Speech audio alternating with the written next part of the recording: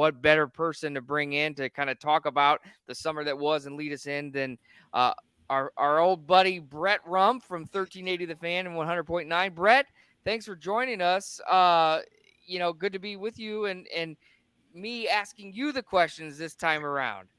Yeah, it's I feel a little self-conscious here because I look at Shannon, who's got some kind of professional studio set up with fancy lights and plaques and awards, and you can see I've got all my awards. They're not there.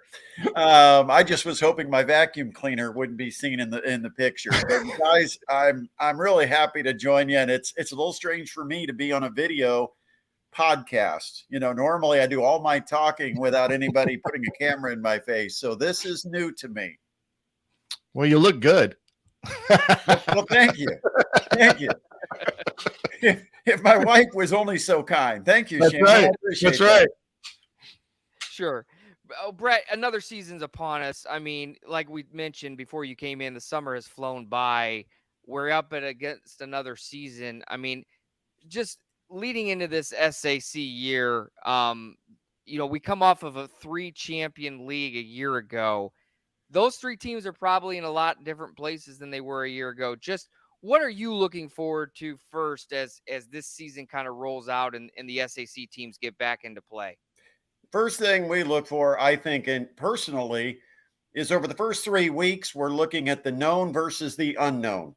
The known are the guys that we know are coming back. There are going to be some anchors from some of the teams in the area. And so, as media, we always project that experience means success. It doesn't always translate that way because a lot of times there's guys waiting in the wings that may be just as good or better than the guys that graduate.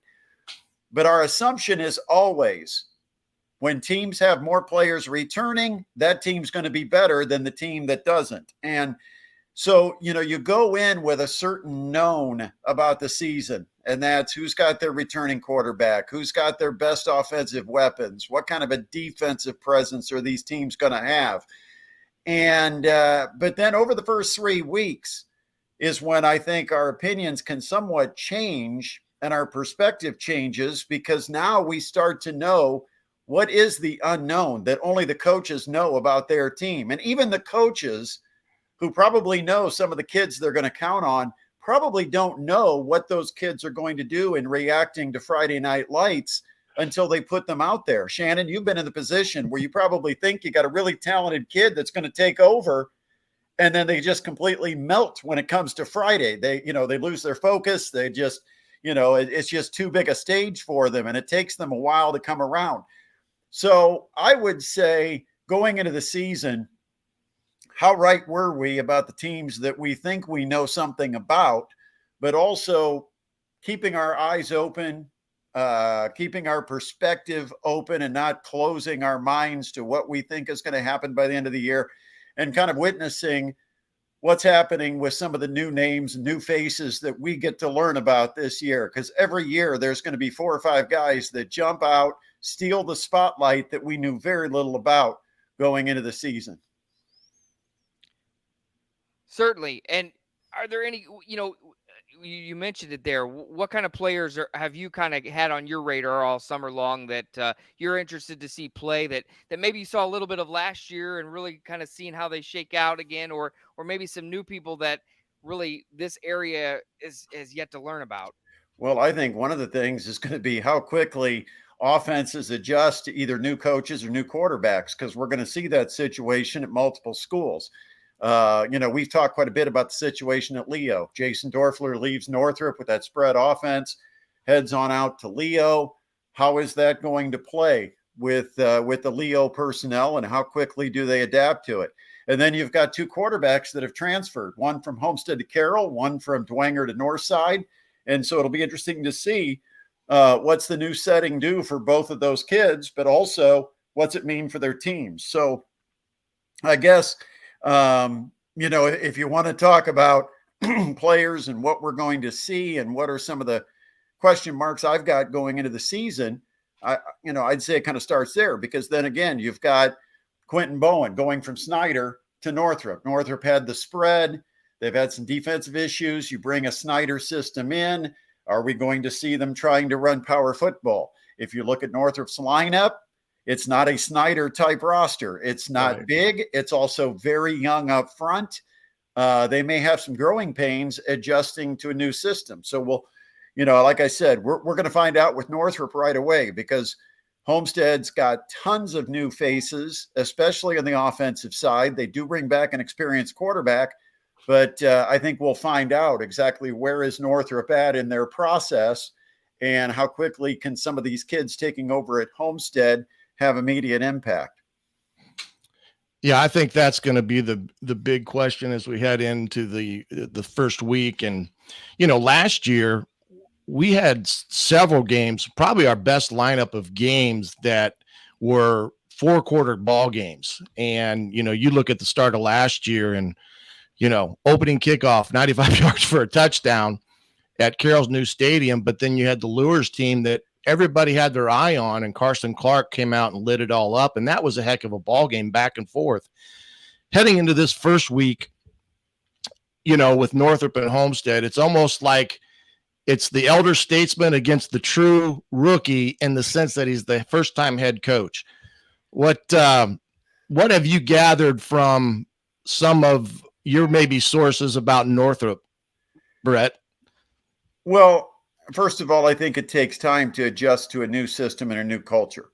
I mean, culture doesn't get changed or built overnight, and you've got to buy into what the coach is saying. And, that's something we'll have to witness, not just going into the season, but probably over the next 2 or 3 years. But, one thing I think about, Shannon, is with the difference between last year and this year. Last year, I think we had a pretty good grasp of probably 5 or 6 teams and exactly where they were. I feel like last year I knew, you had Becker at Carroll. You had, you kind of went through and felt like, okay, exactly who's 1, who's 2, who's 3, who's 4, who's going to be competing for a championship, who's going to be stuck in the middle, and who will be at the bottom of the conference. This year, I feel like it's literally wide open. And I think that's one reason we're seeing all the buzz about Northside, because we look around and we think, if there's a year, and we have this about every 5 or 6 years, right, where we get a team like a Wayne that all of a sudden explodes on the scene and comes out and wins a championship. And it doesn't happen often. Generally, it's the Power 3, Power 4 in the conference that are going to be battling for the championship. But I think the one reason we're talking about Northside is we're just about due for that cycle. It's the last year. We're going to have 9 conference games. Right. Northside, we know, picked up a quarterback in Bodie Dickerson. We feel like now they've got the guy that can get it to their playmakers.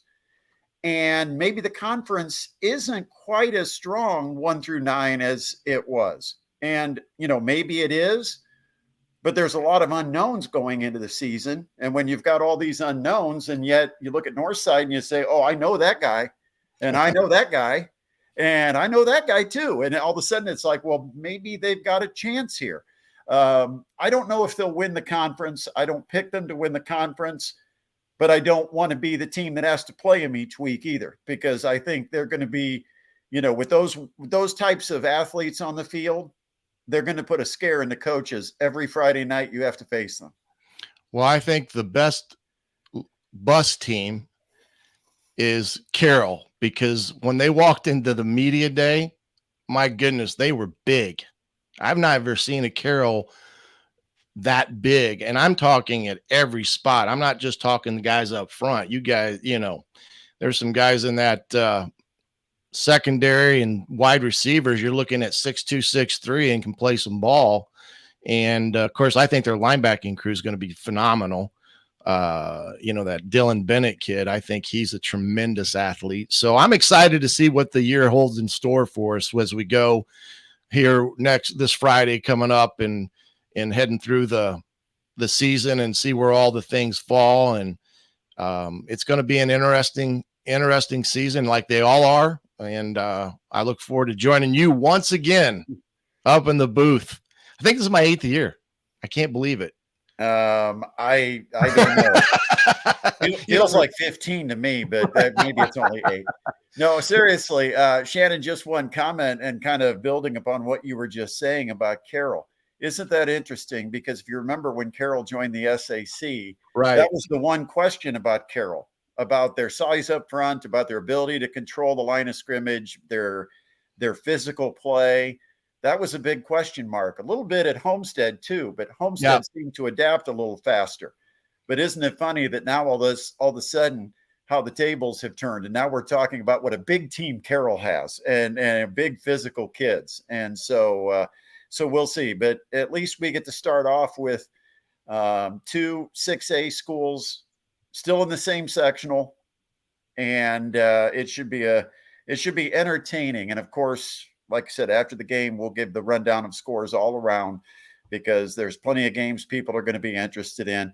I think if you had me pick, other than our game, what's the one game I'm watching? It's not in the SAC. Interestingly enough, Kokomo Leo is a game I think that should be on the radar because we might start to see, is Leo going to be a legitimate contender in the NE8 with Norwell and East Noble not far behind in the schedule?